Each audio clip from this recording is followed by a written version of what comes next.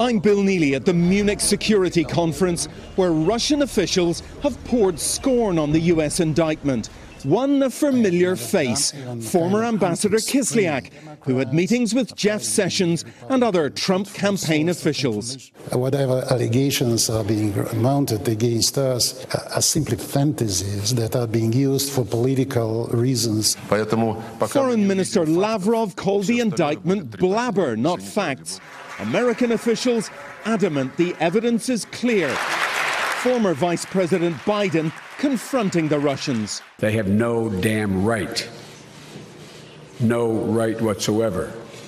It's our sovereign right to be able to conduct our elections unfettered, period. The indictment doesn't tie the conspiracy directly to the Russian government, but named a close friend of President Putin as a ringleader, Yevgeny Prigozhin, a billionaire oligarch who made a fortune through contracts to feed the Russian army. He said of the US indictment, "If they want to see the devil, let them see him." Not a denial from the man known as Putin's chef. Well, that indictment said the 13 Russians had a strategic goal: to sow discord in the US political system.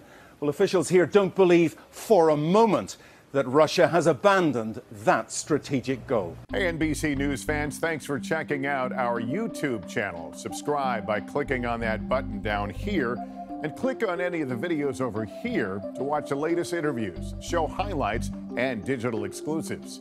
Thanks for watching.